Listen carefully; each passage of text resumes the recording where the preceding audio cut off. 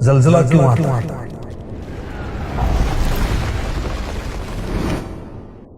اس کی اصل وجہ تو انسانوں کے گناہ ہیں۔ اللہ پاک نے تمام زمین کو محیط ایک پہاڑ پیدا کیا ہے۔ اس پہاڑ کا نام ہے کوہ کاف۔ کوہ کاف یہ بہت بڑا پہاڑ، اتنا بڑا ہے کہ اس کی جڑوں کے ریشے ساری زمین کو گھیرے ہوئے، لہٰذا اس کو کھڑا رہنے کے لیے جگہ بھی بہت بڑی درکار۔ اس کے ریشے اللہ کے حکم سے ساری زمین میں پھیلے ہوئے، کہیں اوپر ظاہر ہیں، جیسے برگد کے درخت کی جڑیں کہیں کہیں زمین کے اوپر بھی ابھری ہوتی ہیں، اور جہاں جہاں کوہ کاف کے ریشے ابھرے ہوئے وہاں پہاڑ کھڑے ہو گئے، کہیں کہیں زمین کی سطح پر آ کر وہ رک گئے تو اب یہ پتھریلی زمین بن گئی، اور کہیں یہ کوہ کاف کے ریشے زمین کے اوپر تو کہیں زمین کے نیچے سمندر کے اندر بھی موجود ہیں۔ اور یاد رکھیے سمندر میں بھی زلزلہ آ سکتا ہے۔ ہم نے پہلے نہیں سنا تھا مگر سونامی سنا، سمندری زلزلہ، جو کہ 26 دسمبر 2004 کو آیا انڈونیشیا کے صوبے آچے اور اس کا دارالحکومت باندا آچے۔ جہاں جہاں کوہ کاف کے ریشے ہوتے ہیں اس کی اوپری زمین بہت نرم ہوتی ہے، جس جگہ زلزلہ بھیجنے کا اللہ پاک ارادہ فرماتا ہے تو کوہ کاف کو حکم دیتا ہے کہ وہ اپنے وہاں کے ریشے کو جنبش دے، ہلائے۔ صرف وہیں زلزلہ آئے گا جس جگہ کے ریشے کو حرکت دی گئی، اور جہاں ہلکے زلزلے کا حکم ہوگا وہاں ریشے کو ہلکا سا ہلاتا ہے، اور جہاں حکم ہوتا ہے کہ شدید جھٹکا دے تو وہاں کوہ کاف بہت زور سے اللہ کے حکم سے اپنا ریشہ ہلاتا ہے۔ بعض جگہ ہلکا سا جھٹکا آتا ہے، ختم ہو جاتا ہے، کئی زوردار، کئی مکانات ہلتے ہیں، کہیں کھڑکیاں کانچ وغیرہ بھی ٹوٹ جاتے ہیں، اور کہیں معاذ اللہ زمین پھٹ جاتی ہے، پانی نکل آتا ہے، کہیں اللہ کی پناہ شعلے نکلتے ہیں، چیخوں کی آوازیں بلند ہوتی ہیں، کہیں دھواں نکلتا ہے، اللہ کی پناہ۔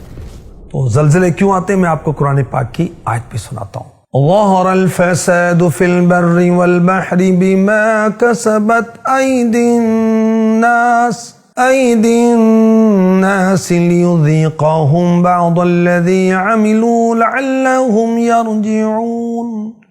چمکی، خرابی، خشکی اور تری میں ان برائیوں سے جو لوگوں کے ہاتھوں نے کمائی تاکہ انہیں ان کے بعض کو تکوں یعنی اعمال کا مزہ چکھائے، کہیں وہ باز آئیں، اللہ کی پناہ۔ اس کے تحت تفسیر صراط الجنان میں ہے، یعنی شرک اور گناہوں کی وجہ سے خشکی اور تری میں فساد آتا ہے، قحط سالی، بارش کا رک جانا، پیداوار کی قلت، کھیتیوں کی خرابی، تجارتوں کے نقصان، آدمی اور جانوروں میں موت، آگ کا لگنا، غرق ہونا، بے برکتی، بیماریاں، بے سکونیاں وغیرہ ظاہر ہوتی ہیں، اور طرح طرح کی پریشانیاں۔ کس لیے؟ کہ اللہ پاک انہیں آخرت سے پہلے دنیا میں ان کے برے کاموں کا مزہ چکھائے۔ کس لیے؟ تاکہ کفر سے باز آئیں، گناہوں سے باز آئیں اور توبہ کریں۔ تو معلوم ہوا گناہوں کی وجہ سے لوگ ہزاروں قسم کی پریشانیوں میں مبتلا ہوتے ہیں، اور احادیث سیاح سے بھی ثابت ہے، کسی قوم میں اعلانیہ بے حیائی پھیل جائے تو ان میں طاعون یعنی پلیگ اور مختلف امراض ہو جاتے ہیں، ناپ تول میں کمی ہوتی، قحط آتا ہے، ظالم حاکم مقرر ہوتا ہے، زکوٰۃ نہ دی جائے بارش رک جاتی ہے، اللہ پاک اور اس کے رسول کا عہد توڑا جائے دشمن مسلط ہو جاتا ہے، لوگوں کے مالوں پر جبری قبضہ کرنے کی وجہ سے اللہ پاک کی کتاب کے مطابق حکمرانوں کے فیصلے نہ کرنے کی وجہ سے لوگوں کے درمیان قتل و غارت گری ہوتی ہے، سود خوری کی وجہ سے زلزلے آتے ہیں، شکلیں بگڑ جاتی ہیں، اللہ کی پناہ۔ فاروق اعظم رضی اللہ تعالی عنہ فرماتے ہیں بے شک زلزلے زنا یعنی بدکاری کی کثرت سے آتے ہیں، استغفر اللہ، قحط سالی بد کردار قاضی و ظالم حکمرانوں سے آتی ہے۔ زلزلہ ہے تو کیا کرنا چاہیے؟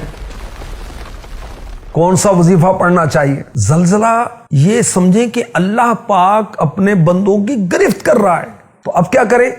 توبہ کرے، استغفار کرے، اللہ کی راہ میں صدقہ دے، اور ربنا ظلمنا انفسنا وان لم تغفر لنا وترحمنا لنکونن من الخاسرین، یہ دعا پڑھیں، استغفار کریں اور 5 نمازیں اللہ پاک نے ہم پر فرض کی ہیں، یہ عام دنوں میں بھی پڑھنی چاہیے، اور زلزلہ، مصیبت، پریشانی آئے تو اب نماز پڑھیں، انشاءاللہ اس کی برکت سے رنج غم دور ہو جائیں گے، راحت ملے گی۔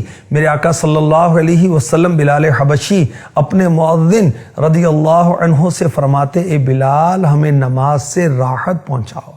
اور حضرت سیدنا عبداللہ ابن عباس جنتی ابن جنتی رضی اللہ عنہما آپ کے بارے میں منقول ہے کہ بصرہ میں زلزلہ آیا تو آپ نے نماز پڑھی۔ اللہ پاک ہم